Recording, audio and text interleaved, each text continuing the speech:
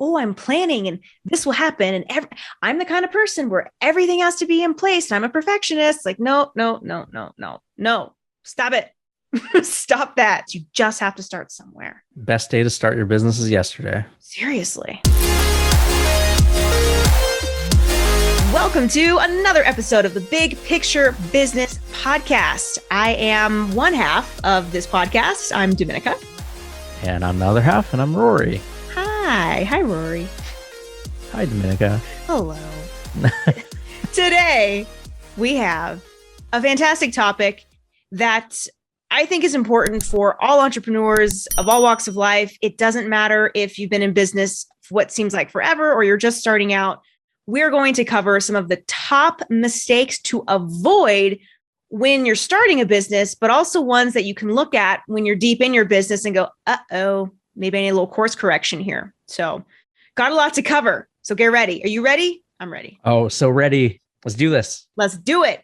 So while preparing for this episode, Rory and I did like a little bit of Googling, right? As you do when you're researching some stuff. And we were kind of chuckling to ourselves because we don't agree with some of the top things that Google was like, hey, here's what you need to be paying attention to. So Rory, you want to let the people know about a top one here? All right. So what we're going to do is we're going to share what Google says about these are the things you should avoid when starting a business. Then we're going to give our thoughts on it. Now, why is this important? It's important because most people start by Googling and are looking for this type of information. Now, if it's not relevant or if it's just not useful information, you need to know that. So that's why we're doing this. And that's why we're starting there. And then after that, we're going to go through these, give a little bit of thoughts, but then we're going to get into like our steps and things you should avoid. Like, like mistakes that we've learned, right? That's the whole point of this podcast. We want to fast track you guys because we've stepped in it a lot. So we're going to share a little bit of that. But yeah, so here's the top 7 things that you should avoid. According to Google. According to Google. Yeah. So the first one, Google says, hey, you probably shouldn't neglect to make a business plan. What do you think about that, Rory? I say you should neglect making a business plan. I want to clarify that. Okay.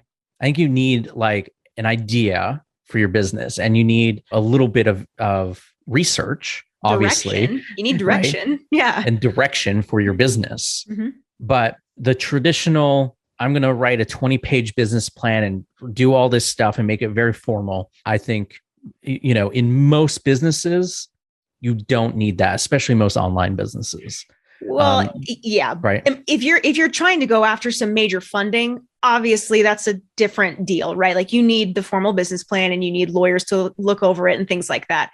But when it comes to you're just getting started, you're just trying to figure out if your idea, your product or service is viable, you do not have to have a business plan. In fact, one too many new clients come to me with these large business plans and they get really disappointed when they realize that the plan is not coming together as they saw. I mean, for those of you who are parents, if you've, been at a birth, you know that the birthing plan is hilarious because it usually never goes that way. So it's similar. It's like giving birth to a business with this plan. It's, in my opinion, it can be kind of a time suck and a bit of a waste of money as well. So yeah, just don't waste your time on a business plan. Don't waste your time. Speaking of time, moving on. What's the next thing that Google says? It says, avoid inadequate financial preparation and resources. I think if we all had adequate resources from the get-go, I mean, I'm talking adequate, I would have never started any of my businesses. Right. Honestly. And I know that can mean something totally different to each of us, right? But I put every single cent that I had into making Lovebird chocolates happen. Yeah. And then reinvesting and reinvesting and reinvesting.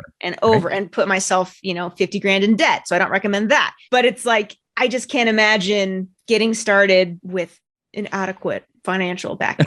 I don't know. Yeah. It never seems adequate, right? It doesn't matter what you're doing or where you're at in your business. When you get to a new business that you're starting, even if you have the funds, you're like, well, it's still not what I would ideally want. Yeah. Right. Yeah. And that's just how it goes. And you have to be okay with that. That's part of being an entrepreneur. Like, right? Yeah. You got to scrape a little. Yeah. Yeah.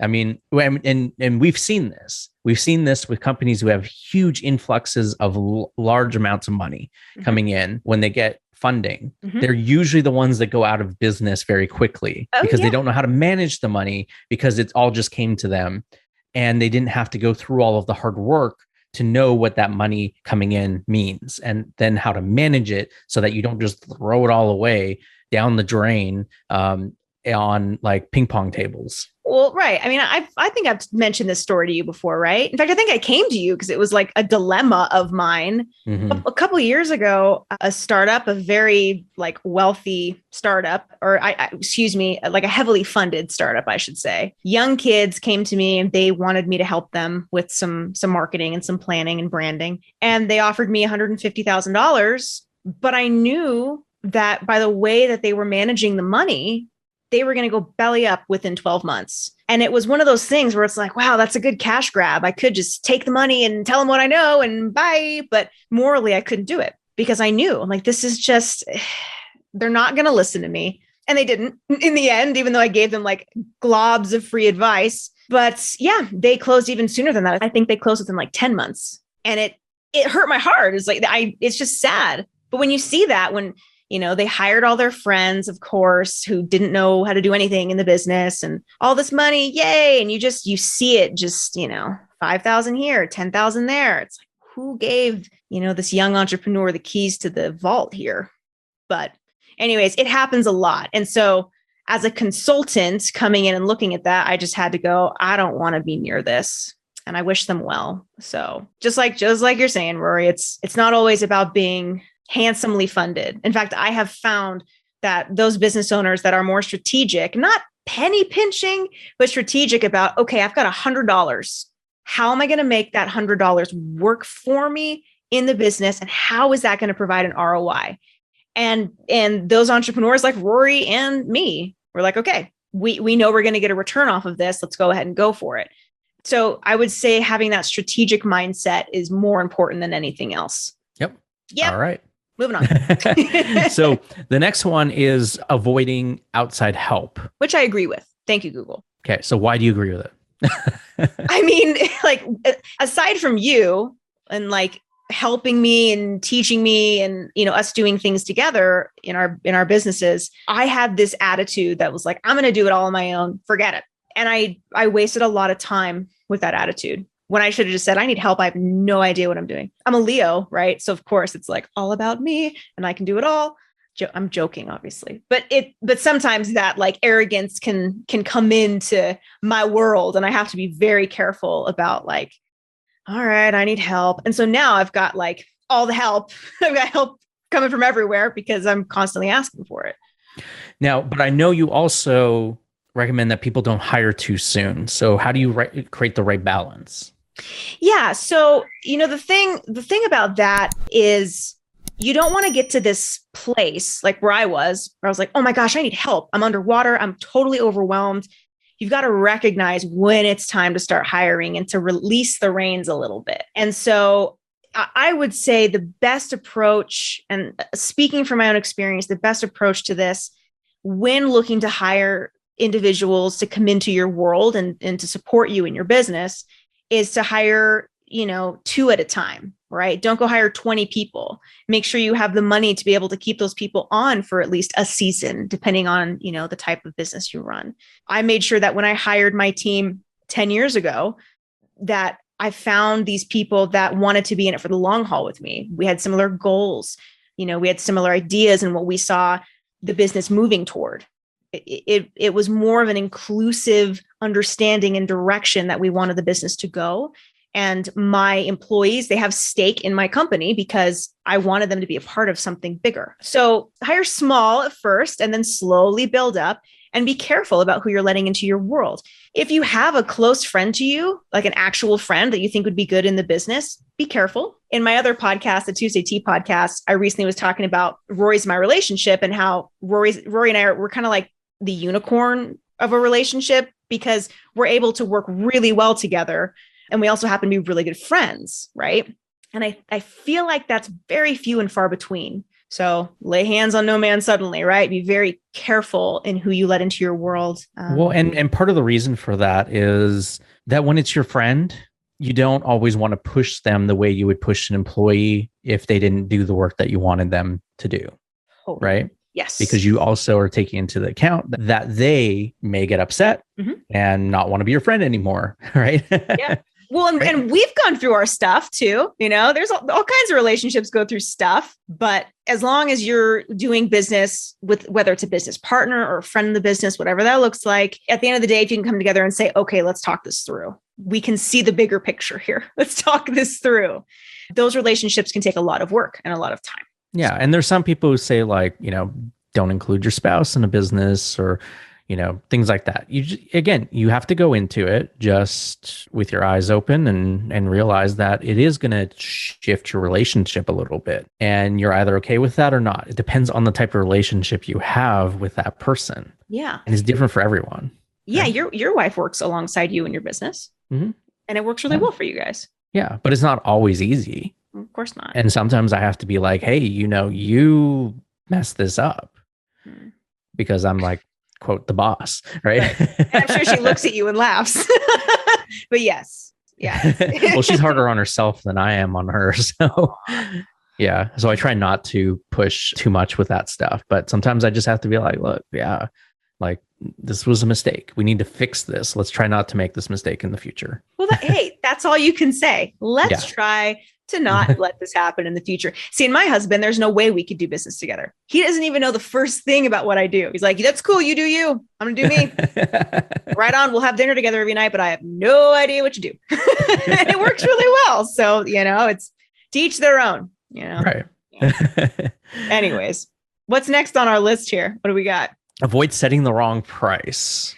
Oh, this is such a big topic. And we dove into this quite a bit on, I believe it was just this last episode with Michael Unbroken, where we talk about knowing your value so you can charge your worth. So when it comes from like a service standpoint, we're all undervaluing or not. I mean, you and I, Rory, probably aren't, but a lot of people are undervaluing their service, right? Because they haven't gone through the motions of really finding that perfect price point for them. And developing the confidence to be able to ask for it. That's it. Yeah. Yeah. And I noticed that in my business, when I finally started, I think the shift was about 6 or 7 years ago. I know, because I was constantly pushing you, right? I was like, that's a little low. Like, what's going on? Yeah. Well, yeah. Come on. I don't know why. But yeah, when we finally made that switch, it weeded out so many of the potential customers or clients that just weren't going to be a good fit anyway. So it's amazing when you finally get to the rate where you're like, okay, this is comfortable. I know this is correct. I know that I can charge this and find the right people. It's a big game changer. So in the beginning, it's hard to set that. Like, look, if I was just getting started, I'm like, I'm going to charge $800 an hour. Like, there's no credibility behind it. Like, how are you going to do that? So what would you have say, to scale, but you have to know when to scale. Yeah. And you have to know your market. Every market has different price points of expectations too, right? So what ends up happening is of expectation. Yeah. That's important. Yeah. So if you're a lawyer and you're just like your average lawyer, you haven't done any O.J. Simpson trials, right? You're just doing your thing and you come in and say, when every other lawyer is $300 an hour and in your market, and you come in and say, I want $5,000 an hour. Well, people aren't going to pay it because they'll just like, I can get the same thing for $300 an hour. And there's no additional reason I should be paying you more, but if you've done a major trial and one that's been widely publicized, well, then you may be able to command that. Right? And you'll have a wait list. Yeah. So that's the difference, right? You have to know where you fit in your market and the general range of where you should be, and then work on building your credibility and your results that you get for people so that you can charge more. Because the more testimonials you have, the more results that you can prove that you or your product or your service get, the more you can charge. I keep thinking about You're the biggest like champion in like reviews, testimonials, get them. And you have this whole amazing way of being able to do it. You essentially tell the person that you want to have write the review, hey, here's what I would like to say. You keep it so simple for them. Anything else you want to add, and they do it. It's amazing. And then they give you their review. My clients, I would say 95% of my clients, we all have a confidentiality clause. I'm not allowed to talk about my clients or who they are. And so my reviews are very minimal, but somehow I'm still able to do it. So my point is, if you don't have a ton of reviews, like Rory's got like 1 million reviews. So if you don't have 1 million reviews like Rory, it's okay. Don't panic, because you still can build credibility in other ways. Like I have. I mean, 5 to 7 really good reviews get you going. Plenty. Yeah. And sometimes and this is the other thing, because I find that certain markets and certain people who are going into, say, a business, and it tends to happen with people who have been very highly educated, doctors, lawyers, accountants, things like that. And they've spent all this money on school, right? Mm-hmm. And they go, I want to start my own business doing X, whatever it is, but I don't want to work for free. Mm-hmm. And they've got no credibility other than the fact that they're a doctor, but maybe that isn't enough to get things going with this new business. Mm-hmm. And they don't have any results of the system that they created or that they're trying to teach people. Yep. And it's like, well, why is anyone going to believe you? Yeah, maybe you're a doctor, but people are in a lot of cases are hesitant to believe doctors in the same way they may have 50 years ago. Right. So what makes you different? And you have to have proof that what you do works. So when you do that and you're willing to say, hey, you know what? I'll take on 3 clients at either a very discounted rate, maybe free, depending on what it is you do. And I'm just going to get them results. And I'm going to ask them for those reviews and testimonials to help boost what I'm doing. So I'm not starting from scratch, because it's so much easier when you have those few reviews than when you have nothing. Exactly. Right. And you can even do the trade, right? And say, look, I'm going to build you this simple website in exchange for a video testimonial, and that could be gold. Yeah. And try and get the testimonial in video, but also don't, like, getting testimonials is tricky. So don't just leave it up to them. And that's why Dominic, what you were saying is give them the script. Give them the script, give them the outline, coach them through what you want them to say. Be like, okay, what was happening before we met? What was the struggle you were dealing with? Also, now that we've worked together, what is the result that you've gotten? How has it improved your life? Yeah, what's the outcome? You have to, prime people for this stuff. If you don't do that, they're just going to be like, oh yeah, they're great. I loved working with them. They were so nice. Yeah. Which doesn't tell anyone anything. No, we got to get to the specifics. Yeah. And provide the guidelines. Yeah. And when you ask them, oh, well, how much did your business grow? Don't let them answer with, oh, about $10,000. Be like, no, like, what was the actual number? Okay. It was $10,352 in 30 days. Mm-hmm. Mm-hmm. Right. That's the magic. Yeah. You got to get specific. The real results. Stuff. Yeah. Because then it's more believable too for the person who's actually reading or experiencing the review if it's a video, Yep, exactly. We could have a whole episode on how to get testimonials. Oh, yeah. Moving right along. Another thing that I think is really important, and we can't avoid it, especially because we're all online, especially if you've watched our metaverse episode, you cannot ignore technology. You just can't. Yeah. And our automation episode as well. Right. Because, and I said this in the automation episode, is that if you're not utilizing AI and automation in your business, you're going to get pushed out of the market. And the reason for that is because it can work so much faster than we can. And it can process information so much faster. And you're competing against companies who are utilizing this technology to their advantage in every single way that they can. Mm-hmm. So if it takes you, or let's say a process takes you a week to do, and then another company can come in and do it in an hour, who do you think is going to win the business? Well, that's obvious. And who's going to grow quicker? Right. Right. All things you got to consider. Yeah. So don't So ignore yes, technology. another check mark for Google on that one. That is good. Yeah. Ding, ding, ding. Google wins. That's good. Okay. Another big thing, create a marketing plan. Yeah. So what it's saying is don't avoid creating a marketing plan. Yeah. So something that I see a lot, and I know Rory, you do too, is people have the product like, great, I'm ready. Now I'm just going to put it out there on social media and it's going to do awesome. Like, wait a minute. There's a lot of planning that needs to be, the foundation needs to be laid down before we know what we're doing and how to sell anything. Well, too many people go into things thinking if I build it, they will come. Right.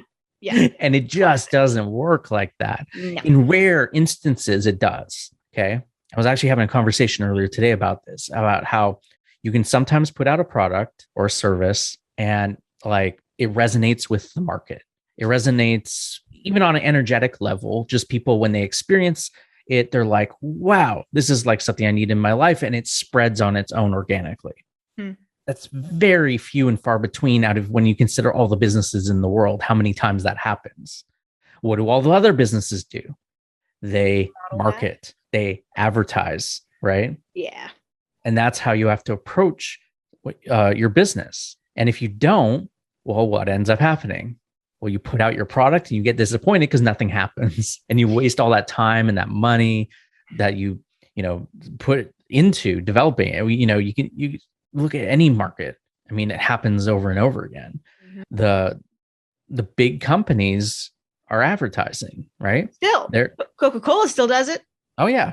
Do you think Coca-Cola can just rely on the fact that, that they're on shelves and have a brand name and never put up a billboard, never advertise at the Super Bowl, never have a logo on at a hockey event or whatever it is, right? Mm-hmm. Like they are everywhere and they're constantly spending billions of dollars on advertising because they know it works.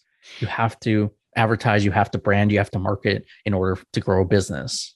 Well, not only does it work, but you got to be thinking that Coca-Cola is one of those brands where they will constantly be retooling and looking at new generations too. They're not just marketing to people like you or I who are like, Coke's delicious. They want, like, even though I'm not a Coke drinker, but they want new generations to be like, wow, Coca-Cola, and that's why they're paying attention to these different digital trends and marketing related positivities that they can infuse their products into. Kind of like how the barbecue sauce company, what was the barbecue sauce company in Mark's metaverse episode, or not episode, in his video? Stubbs, or was it Stubbs? It might have been. Anyways, I don't know. I know the bottle. I just am not thinking of the name. Yeah, I don't know. Anyways, yeah. So always be thinking, okay, so I've got this product, this brand, this service. Keep retooling it. This isn't just for startups. Be thinking, can I continue to grow? With the new generations that are coming, never ending. Yeah. And one side note about, because we're talking about Coca-Cola, is you have to be a little bit more strategic in your marketing when you're a smaller business than Coca-Cola, because they do have the money to test everything. Mm-hmm. And when you're creating your marketing, just focus. Pick one platform that you are familiar with and that you understand and start your advertising there. Mm-hmm. Don't try and do the Coca-Cola marketing, which is be everywhere. Right. You can do that with retargeting ads, right? Which, is great, but that does not mean front end cold offers on 20 different platforms. Okay. So you've got to, if you're just starting your advertising or you're planning on starting it, that's where you start. You pick the one platform that you know well and go down that path with their advertising so that you can, because you already know enough about that platform and because if you're spending time on it, then you know what ads attract you and are compelling. And then you can do some similar things and test it out. And then test. Number one thing is test. Be okay with the results. It's okay if something doesn't work. In fact, we love it when something doesn't work, because then we know, hey, great, it didn't work. And then you can spend money elsewhere, Yeah. And test quickly. That does not mean spend money recklessly. Right. Don't drop $100 a day on brand new ads. And, we've talked about this before. just start with $5. Like if you're doing Facebook ads, you know, Google ads are a little bit more expensive, you know, start with $10 or something. But, you know, you just start with, you put your ad up, start with $5 a day. And in a couple of days, you're going to know whether this works or not. As long as you've done proper targeting. Which is going to bring me to one of our others in a moment. But let's finish up this list. We got one more. Neglecting online marketing. I don't know how anyone could neglect online marketing in today's day and age. I see it. Brick and mortar companies. They do it all the time. Yeah. Right. But like you're missing out if you're not utilizing what is available to you. It's true. And yeah, it really does come down to like brick and mortar. But I want to flip it around and say that if you're an online marketer, are you also using some of the brick and mortar strategies? Are you mailing stuff? Are you, you know, going door to door? I don't know whatever it is that you need to do to get your message out. But like, look at some of those strategies that that the brick and mortar have been using for decades, and see, well, can you pull some of that? But if you're brick and mortar and you haven't gone online yet, I mean, come on, like you need a website, and you at least need to understand the different platforms that are available that are going to enhance what you're doing, whether that's Yelp or Google reviews or whatever. Like claim those platforms for yourself and for your business and go in and actually utilize them, because I see so many unclaimed Google and Yelp pages, you know, with like restaurants, and it, you know, happens a lot of time where they're like, oh, it's like 50 reviews on there and they haven't even claimed the listing, right? It's like such a huge opportunity being wasted, where they could actually use it to their benefit and provide more information and pictures and everything for their customers. They don't even do it. Well, here's the thing though. So it's easy for you and I to be like, oh, what? How are they not utilizing this? And back to what we were talking about earlier with avoiding outside help. I had a client, old school pizzeria joint, and I went into their office, and we're talking stacks and stacks and stacks and stacks and stacks of their books for years. And that's how they did all their bookkeeping.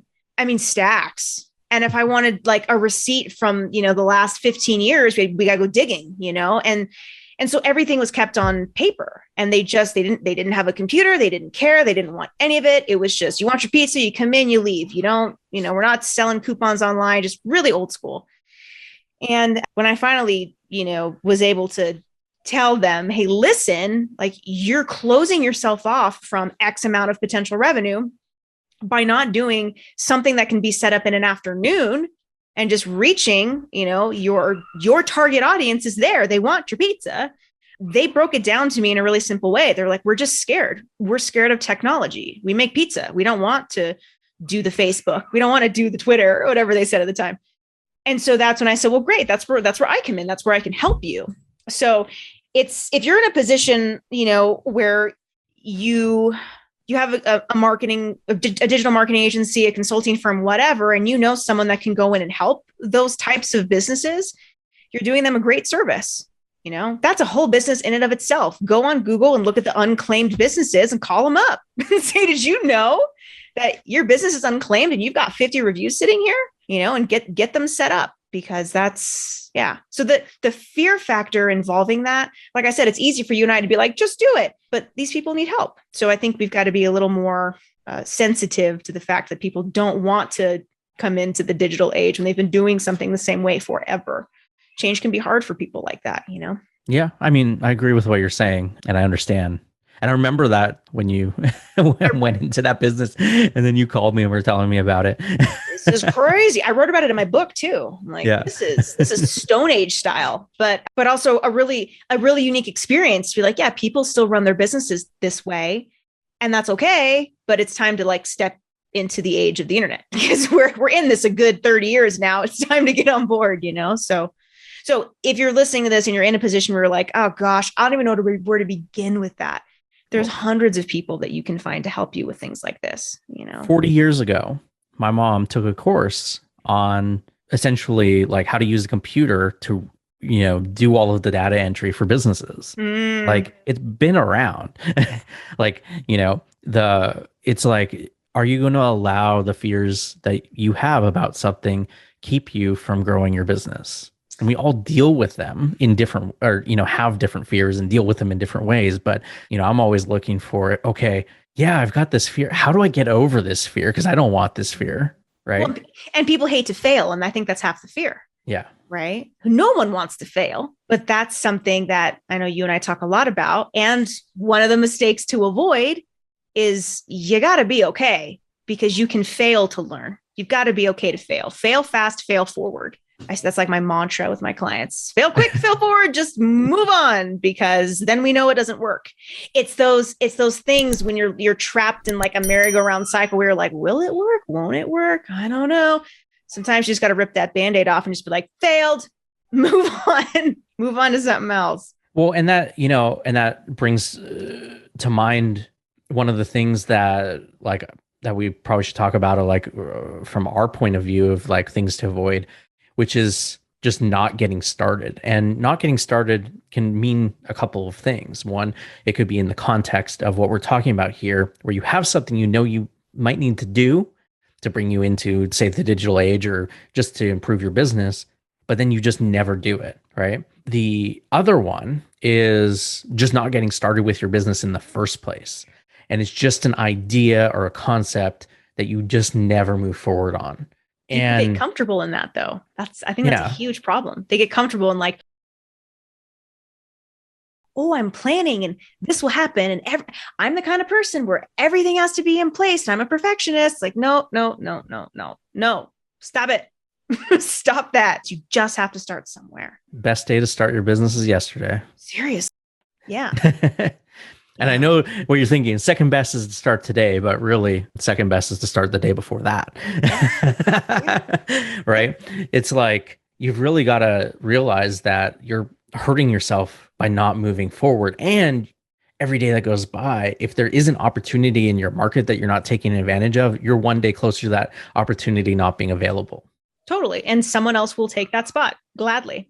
Yeah. And I heard this with a book client just 2 days ago, I think it was. And he said, I've been sitting on this idea for a book. I've got the title and I just haven't done it. And that's why I joined your program, is because I knew that you could help me get it done. And he's like, but I've had this idea for 3 years. And he's like, and just like a week ago, someone released a book with the same title and it hasn't been in the market at all. Oh, no.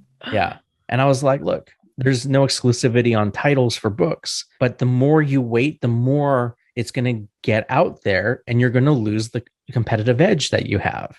So you have to, in some ways, be the market leader and get out there if you have the idea and you see an opportunity that you can move forward on. And I see this so many times where just people they're scared to get their book out. They're scared to start this business or grow this business or start this other side business based off of what they're doing.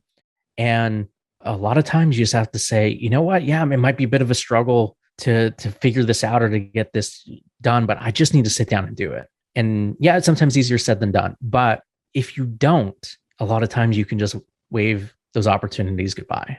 100%. And what's the worst thing that could happen? It just doesn't happen. Okay.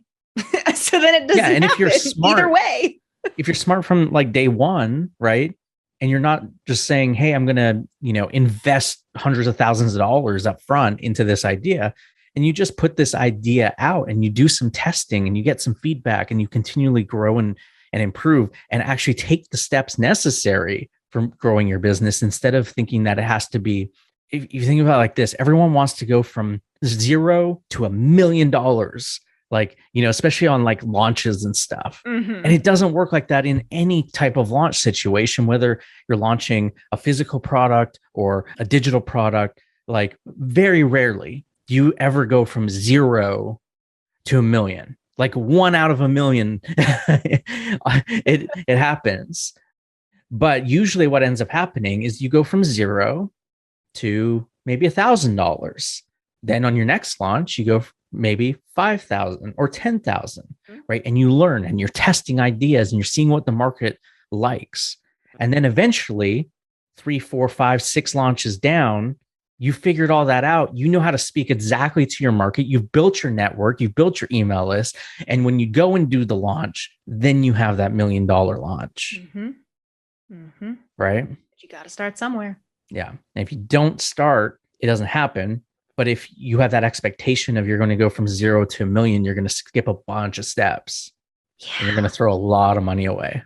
Well, and most likely you're just going to hold yourself back because you're not ever going to start because you're like, I have to make this $1 million launch. And it's like, no, just have $1,000 launch, have a $10 launch, just get going. And on that note, friends, there's so much more that we could get into. And one other thing that I'll say, which I think is just vital to avoid mistakes when building a business, growing your business, whatever stage, you've got to know your numbers. I say that a lot. You have to know your numbers, meaning how much does it cost to make it, your time involved, who you paying to have make it, and then what's the gross versus net, all that jazz. But we got to get out of here for today. We hope you guys learned something. Thanks for spending a little bit of time with us. We'll see you guys next week. Bye. Bye.